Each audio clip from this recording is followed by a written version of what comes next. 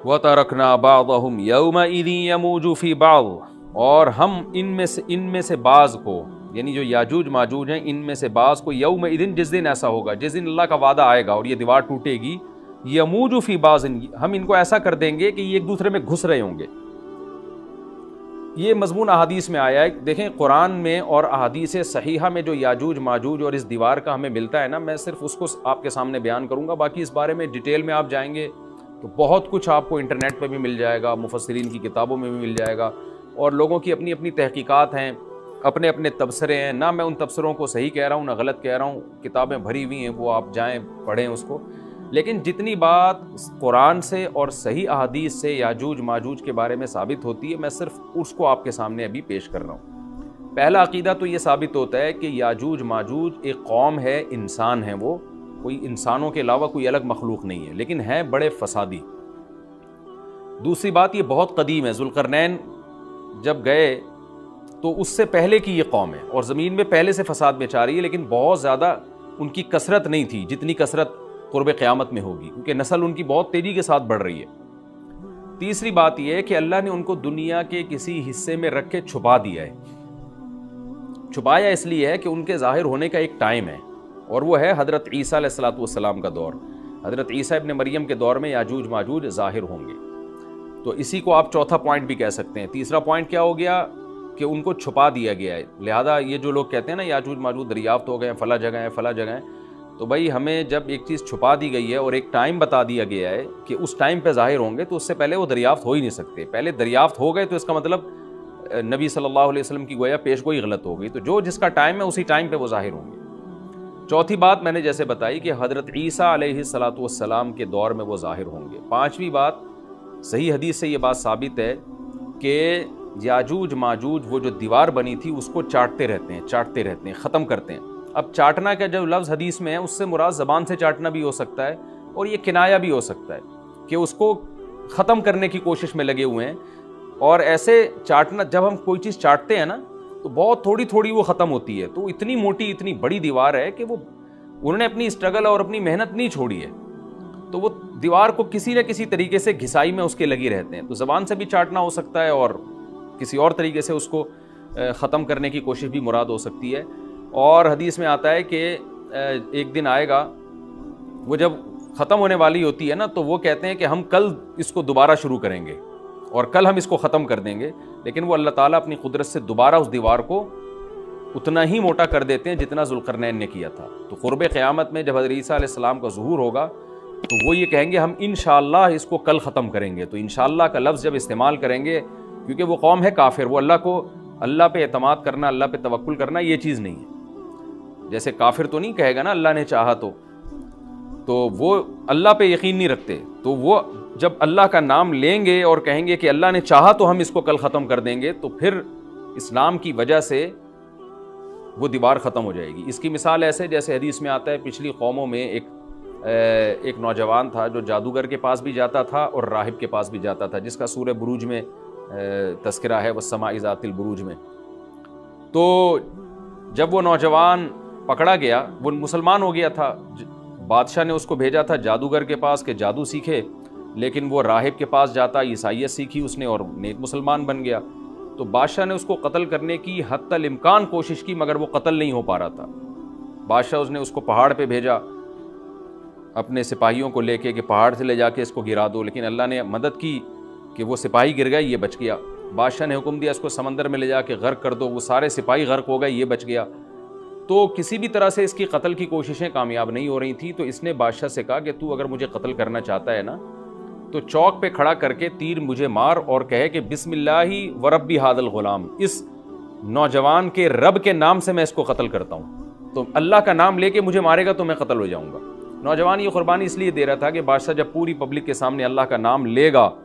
تو لوگوں کو یقین آ جائے گا کہ بھئی اللہ کا نام لینے سے تو کام ہو گیا، اور اللہ کا نام لیے بغیر کام نہیں ہو رہا تھا۔ تو جو بادشاہ اللہ کو مانتا نہیں تھا، آج اس کو بھی اللہ کا نام لینا پڑا ہے۔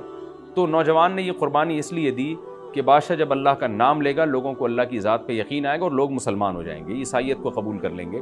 تو اس نوجوان نے یہ قربانی دی، اور بادشاہ نے اللہ کا نام لے کے جب تیر مارا تو وہ نوجوان شہید ہو گیا، اور لیکن پورا ملک مسلمان ہو گیا، عیسائیت قبول کر لی۔ اور سورہ بروج میں پھر اللہ نے ان کا تبصرہ کیا، ان کا واقعہ بیان کیا ان کے بارے میں کہ کیسے بادشاہ نے خندقیں کھود کے پوری قوم کو جو ہے وہ جو دین سے پیچھے نہیں ہٹے ان کو کس طرح سے آگ میں پھینک دیا ان سب کو۔ تو اس سے پتہ چلتا ہے کہ کافر بھی بعض دفعہ جب اللہ کا نام لیتا ہے نا تو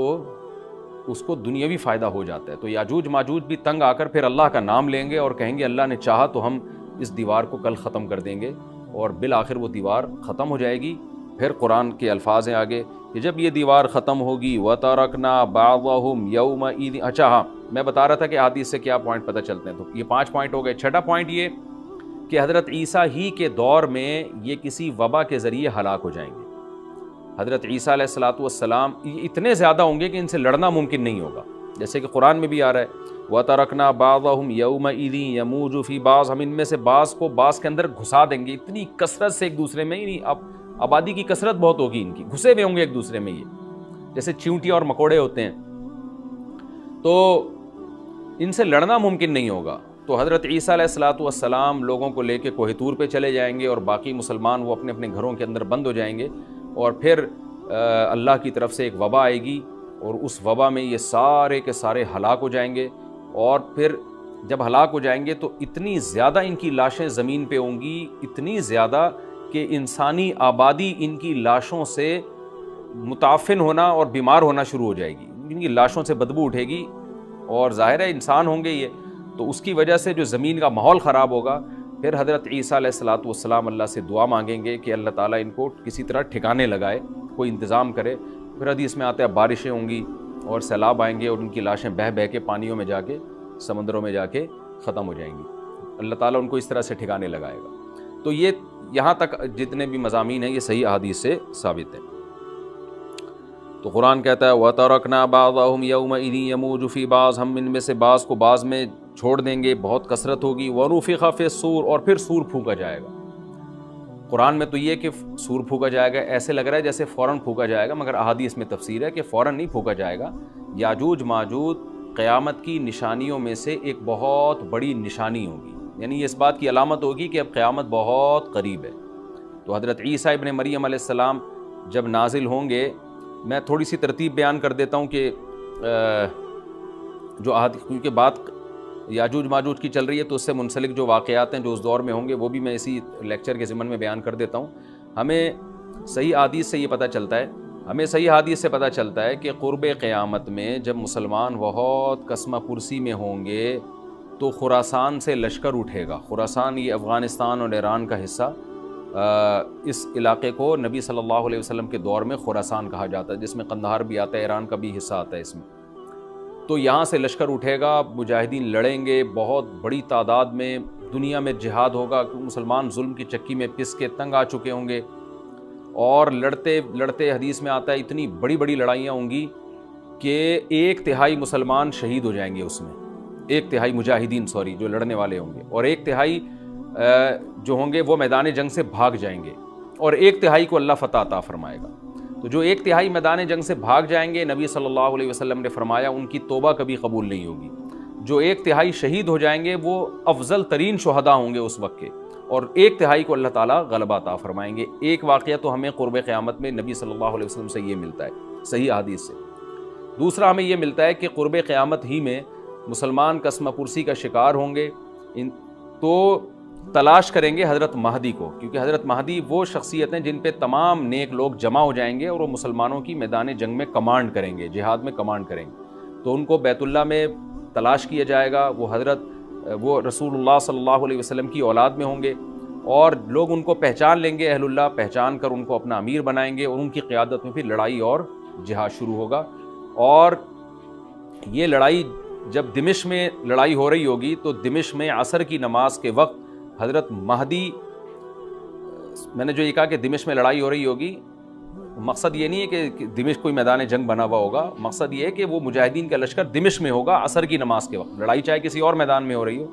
لیکن حدیث میں ہمیں دمشق کا تذکرہ ملتا ہے۔ تو دمشق میں حضرت شام کا تذکرہ ملتا ہے، اور جو قرائن ہمیں ملتے ہیں وہ دمشق کی ایک خاص مسجد ہے، وہ مسجد حضرت مفتی تقی عثمانی صاحب اور مفتی رفیع عثمانی صاحب نے اس کو ہائی لائٹ بھی کیا، لیکن وہ یقینی نہیں ہے، یہ خوب سمجھے، انہوں نے اس کا بھی تبصرہ کیا کہ اس کے بارے میں کوئی یقین نہیں ہے۔ تو حضرت مہدی عصر کی نماز پڑھا رہے ہوں گے، لوگ امامت میں آپ کے پیچھے کھڑے ہوں گے، یہاں تک کہ مسجد کے مینار پر، آج بھی وہ مینار موجود ہے جس کے بارے میں غالب گمان ہے کہ یہ وہ مینار ہے جہاں حضرت عیسیٰ علیہ السلام نازل ہوں گے، غالب گمان کے درجے میں کہا جا سکتا ہے، ورنہ پھر اسی کے اڑوس پڑوس میں کوئی مسجد ہوگی۔ میرا اگر شام جانا ہوا تو انشاءاللہ میں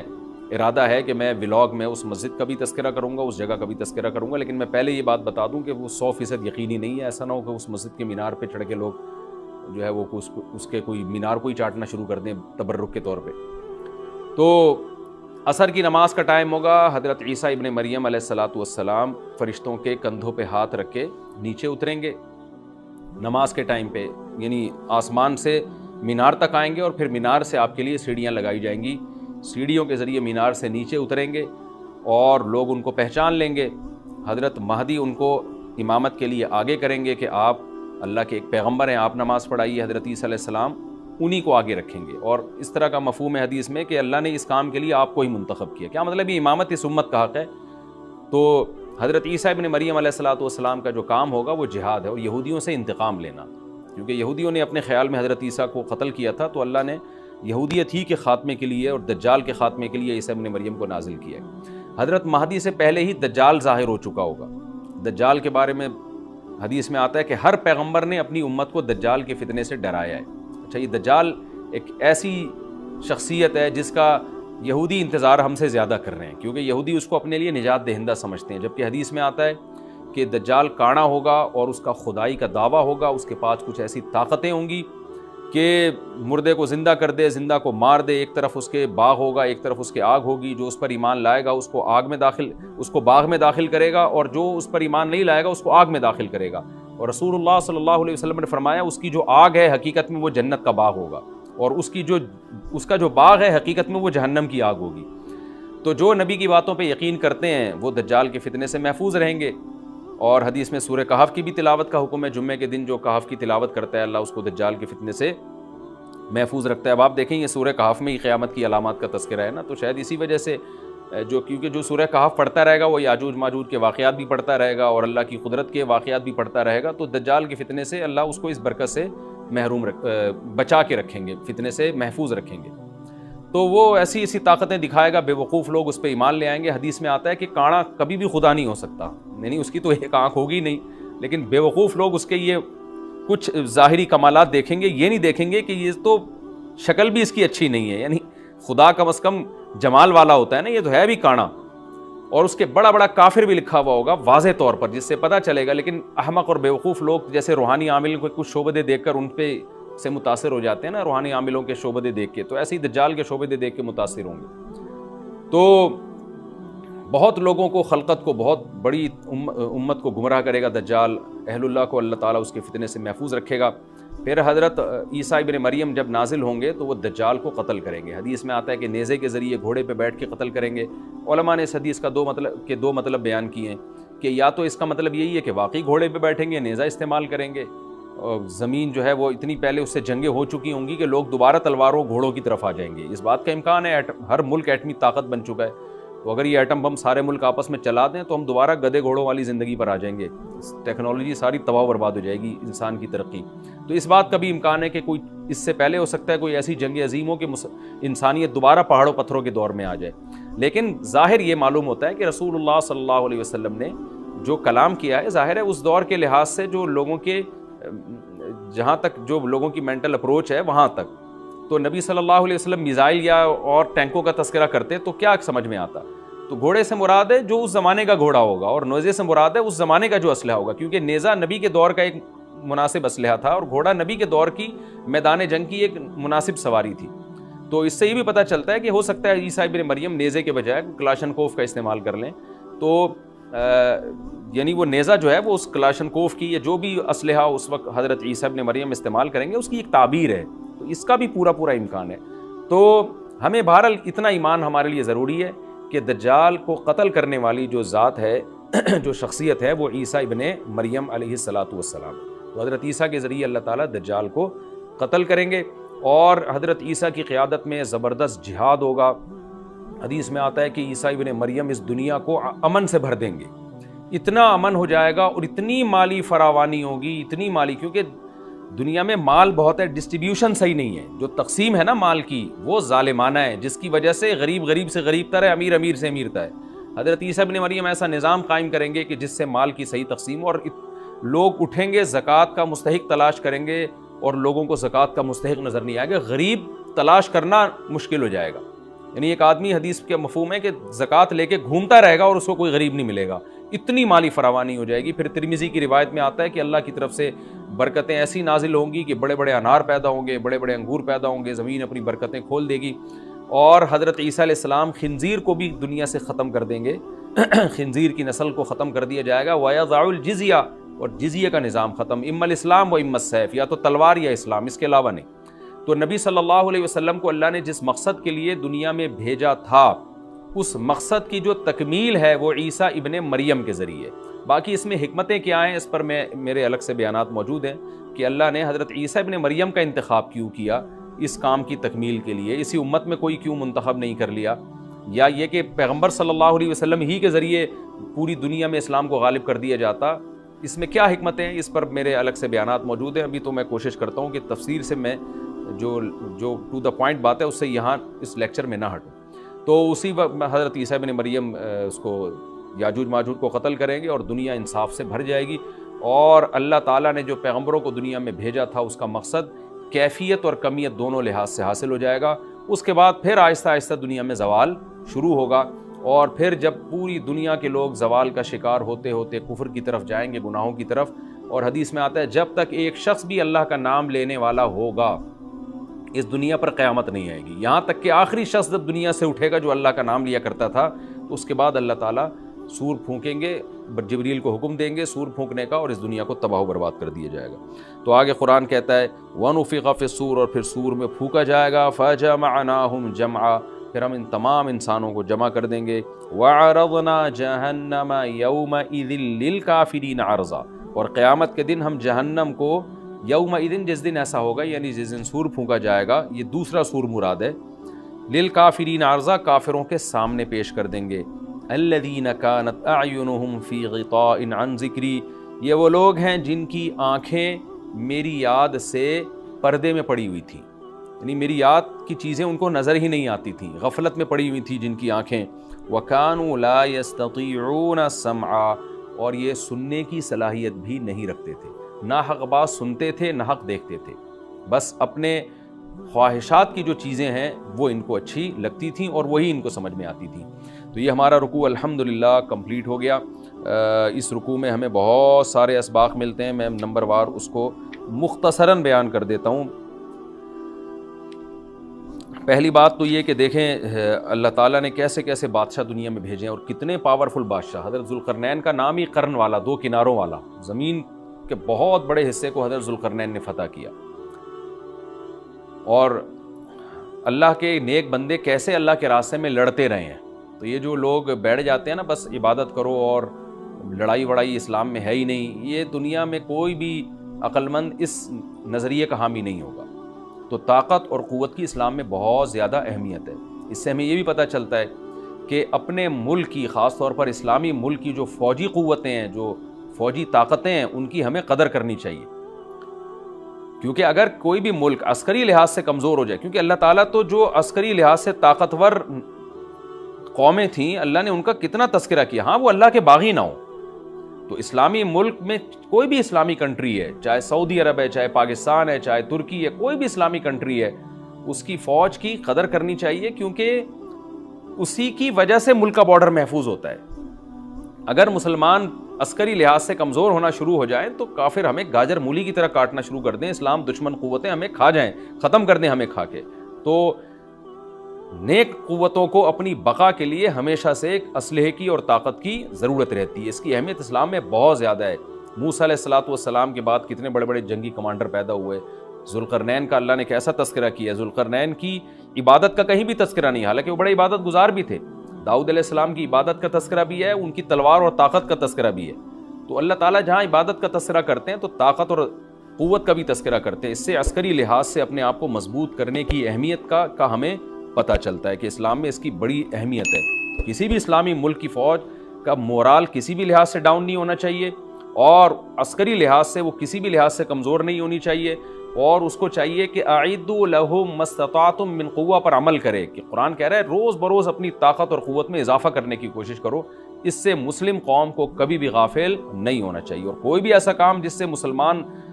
قوتیں اور طاقتیں کمزور ہونا شروع ہو جائیں، اس کام سے ہمیں بچنا چاہیے۔